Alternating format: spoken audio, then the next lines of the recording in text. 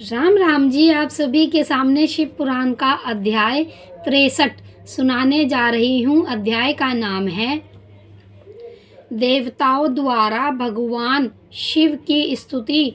भगवान शिव का देवता आदि के अंगों को ठीक होने और दक्ष के जीवित होने का वरदान देना।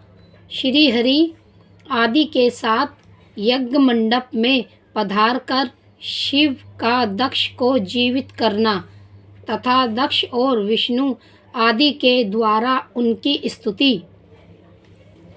देवताओं ने भगवान शिव जी की अत्यंत विनायक के साथ स्तुति करते हुए अंत में कहा, आप पर उत्कृष्ट परमेश्वर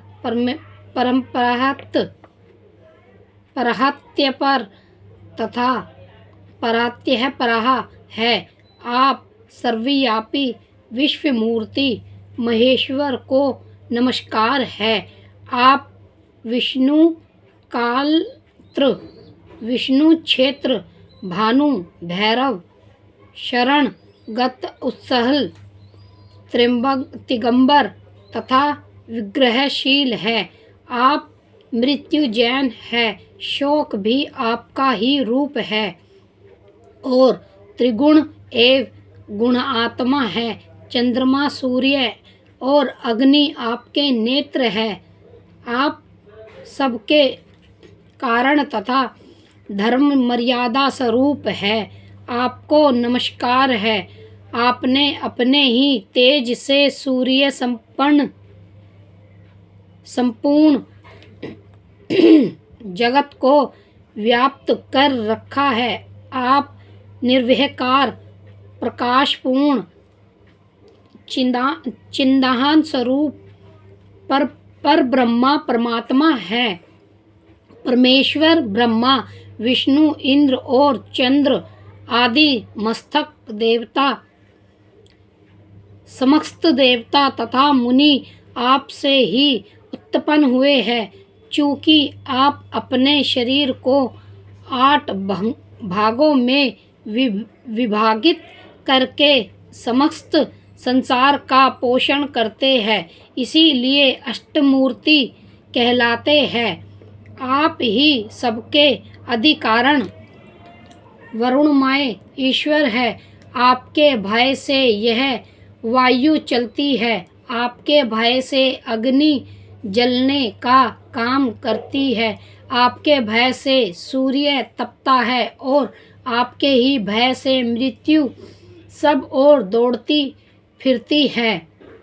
दया सिंधे महेशान परमेश्वर प्रसन्न होइए। हम नष्ट और अचेत हो रहे हैं, अतः सदा ही हमारी रक्षा कीजिए। नाथ अरुण निधे शंभु, आपने अब तक नाना प्रकार की आपत्तियों से जिस तरह हमें सदा सुरक्षित रखा है, उसी तरह आज भी आप हमारी रक्षा कीजिए।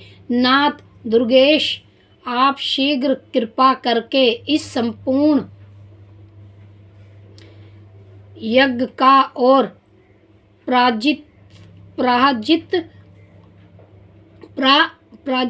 प्रजापति दक्ष का भी उद्धार कीजिए। भाग को अपनी आंखें मिल जाए, यजमान दक्ष जीवित हो जाए, पूर्ण पुक्ष के दांत जम जाए और भ्रूणों की दाढ़ी मूछ पहले जैसी हो जाए। शंकर आयुधों और पत्थरों की वर्षा से जिनके अंग भंग हो गए हैं, उन देवता आदि पर आप सर्वथा अनुग्रह करें, जिससे उन्हें पूर्णत आरोग्य लाभ हो। नाश यज्ञ कर्म पूर्ण होने पर जो कुछ शेष रहे, वह सब आपका पूरा भाग्य हो। उसमें और कोई हस्तक्षेप ना करे। रुद्रदेव आपके भाग से ही यज्ञ पूर्ण हो, अन्यथा नहीं। ऐसा कहकर मुझे ब्रह्मा के साथ सभी देवता अपराध क्षमा करने के लिए उद्यत हो हाथ जोड़कर भूमि पर दंड के समान पड़े रहे। ब्रह्मा जी कहते हैं, नारद, मुझ ब्रह्मा, लोकपाल, प्रजापति तथा मुनीषियों सहित श्रीपति विष्णु के अनुन्याय विनय करने पर परमेश्वर शिव प्रसन्न हो गए। देवताओं को अविशासन दे हंसकर उन पर परम अनुग्रह करते हुए अरुणानिधे परमेश्वर शिव ने कहा। श्री महादेव जी बोले, सुरेष्ठ ब्रह्मा और विष्णुदेव, आप दोनों सावधान होकर मेरी बात सुने। मैं सच्ची बात कहता हूँ तात, आप दोनों की सभी बातों को मैंने सदा माना है। दक्ष के यज्ञ का यह विध्वंस मैंने नहीं किया है। दक्ष सर्वथा ही दूसरों से द्वेष करते हैं। दूसरों के प्रति जैसा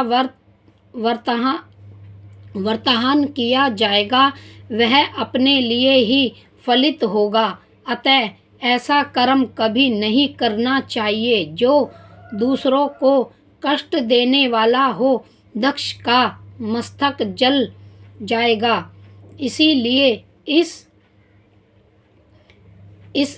इसीलिए इनके सिर के स्थान में बकरे का सिर जोड़ दिया जाए।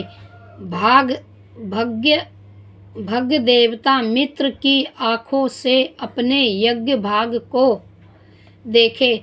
तात, पुषा नामक देवता जिनके दांत टूट गए हैं, यजमान के दांतों से भली भांति पिसे गए यज्ञनाश का भक्षण करे। यह मैंने सच्ची बात कही है। मेरा विरोध करने वाले भृगुओं की दाढ़ी के स्थान में बकरे की दाढ़ी लगा दी जाए। शेष सभी देवताओं के जिन्होंने मुझे यज्ञ भाग के रूप में यज्ञ की अविष्ट वस्तुएं दे दी, सारे अंग पहले की भांति ठीक हो जाए। अध्यवसु आदि यज्ञ कर्मों में से जिनकी भुजाएं टूट गई है, वह अविनाशी कुमारों की भुजाओं से, और जिनके हाथ नष्ट हो गए हैं वह पूषा के हाथों से अपने काम चलाए। यह मैंने आप लोगों के प्रेम वंश कहा है।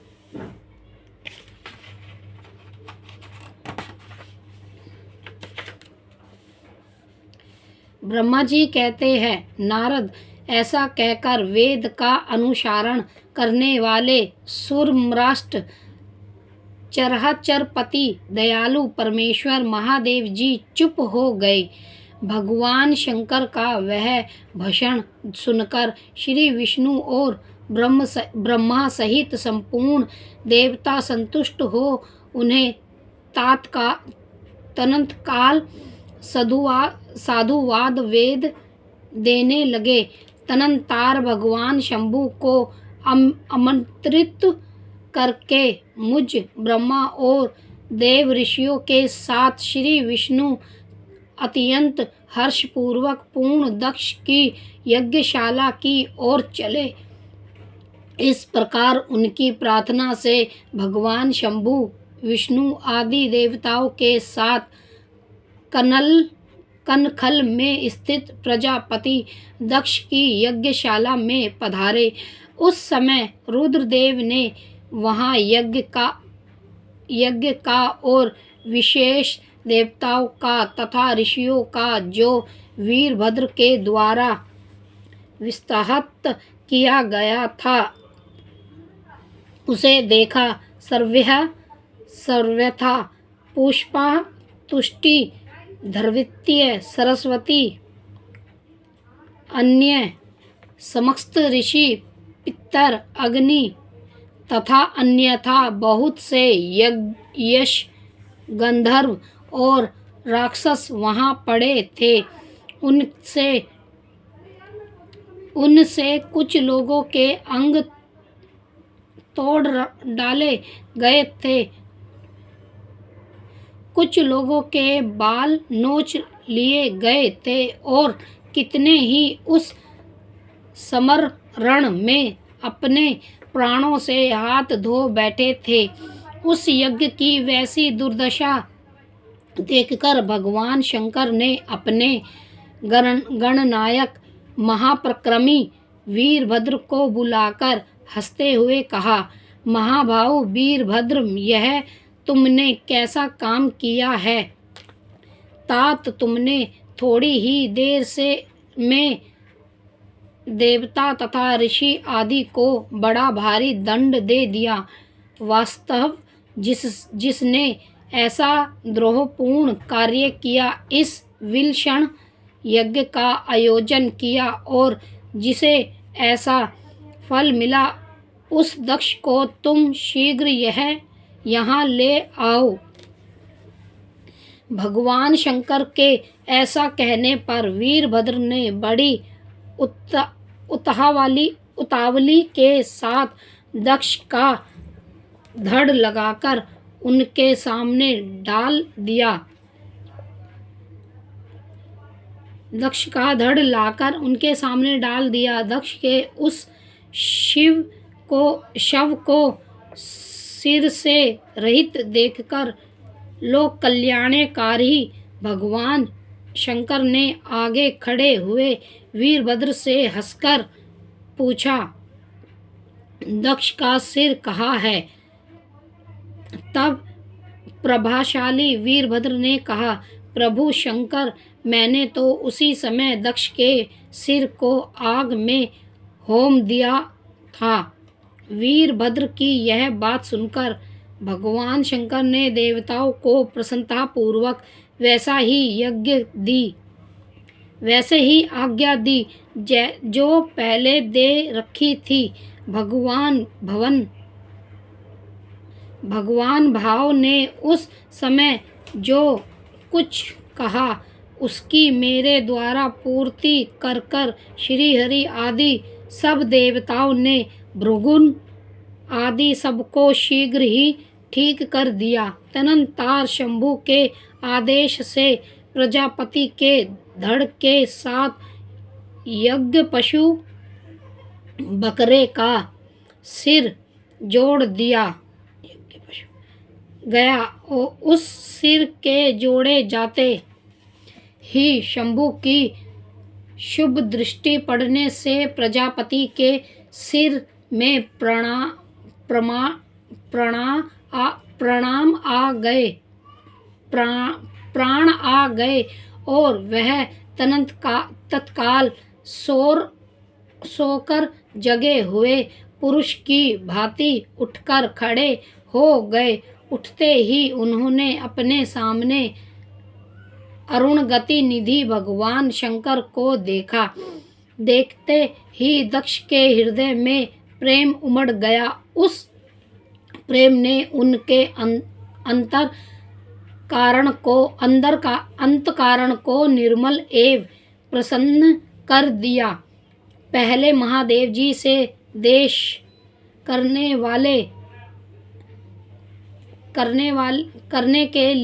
करने के कारण उनका अंतःकरण मलिन हो गया था, परंतु उस समय शिव के दर्शन से वह तत्काल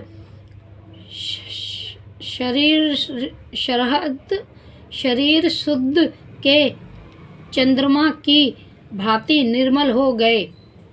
उनके मन में भगवान शिव की स्तुति करने का विचार उत्पन्न हुआ, परंतु वह अनुरंग धिक्याय के कारण तथा अपनी मरी हुई पुत्री का स्मरण करके व्याकुल हो जाने के कारण तत्काल उनका सर्वयन ना कर सके। थोड़ी देर बाद मन स्थिर होने पर दक्ष ने लज्जित हो लोकशंकर शिव शंकर को प्रणाम किया और उनकी स्तुति आरंभ की। उन्होंने भगवान शंकर की महिमा गाते हुए बारंबार उन्हें प्रणाम किया। फिर अंत में कहा, परमेश्वर, आपने ब्रह्मा होकर सबसे पहले आत्म तत्व का ज्ञान प्राप्त करने के लिए अपने मुख से विज्ञाह तप और व्रत का धारण करने वाले ब्राह्मणों का उत्पन्न किया था। जैसे गर्वलहा लाठी लेकर ग्वालों की रक्षा करता था, उसी प्रकार मर्यादा का पालन करने वाले आप परमेश्वर दंड धारण किए उन साधु ब्राह्मणों की सभी विपत्तियों से रक्षा करते हैं। मैंने दुर्वचन रूपी बाणों से आप परमेश्वर को बींध डाला था, फिर भी आप मुझ पर अनुग्रह करने के लिए यहाँ आ गए। अब मेरी यह तरह अत्यंत दयापूर्ण आकाश वाले इन देवताओं पर भी कृपा कीजिए। भक्त वासल दीन बंधु शंभु, मुझ में आपको प्रसन्न करने के लिए कोई गुण नहीं है। आप षड्विध ऐश्वर्य से संपन्न परमात्मा है, अतः अपने ही बहुमूल्य उद्धारपूर्ण व्रत से मुझ पर संतुष्ट होइए। ब्रह्मा जी कहते हैं, नारद, इस प्रकार लोक कल्याणकारी महाप्रभु महेश्वर शंकर की स्तुति करके विनीत चित्त प्रजापति दक्ष चुप हो गए। तदनंतर विष्णु ने हाथ जोड़ भगवान वृक्ष मध्यव जड़ को प्रणाम करके प्रसन्नता पूर्वक हृदय और वृक्षप ग्रंथत वाणी द्वारा उनकी स्तुति प्रारंभ की। तदनंतर मैंने कहा, देव महादेव अरुणासागर प्रभु, आप सर्वत्र परमात्मा है, अद्वितीय एवं अविनाशी परमेश्वर है। देव ईश्वर, आपने मेरे पुत्र पर अनुग्रह किया। आपने अपमान की और कुछ भी ध्यान न देकर दक्ष के यज्ञ का उद्धार कीजिए। देवेश्वर, आप प्रसन्न होइए और समस्त शापों को दूर कर दीजिए। आप सहायन हैं, अतः आप ही मुझे कर्तव्यकारी की प्रेरित करने वाले हैं और आप ही कर्तव्य तत्व से रोकने वाले हैं। महामुने, इस प्रकार परम महेश्वर की स्तुति करके मैं दोनों हाथ जोड़कर मस्तक झुकाकर खड़ा हो गया। तब सुंदर विचार रखने वाले इंद्र आदि देवता और लोकपाल शंकर देव की स्तुति करने लगे। उस समय भगवान शिव का मुख अरविंद प्रसन्नता से खिल उठा था। इसके बाद प्रसन्नचित्त हुए समस्त देवताओं, दूसरे सिद्धों, ऋषियों और प्रजापतियों ने भी शंकर जी का हर्ष सर्वतन किया। इसके अतिरिक्त उपदेवों, नागों, सर्वतों तथा ब्राह्मणों ने प्रथार्थ प्रणाम पूर्वक बड़े भक्ति भाव से उनकी स्तुति की।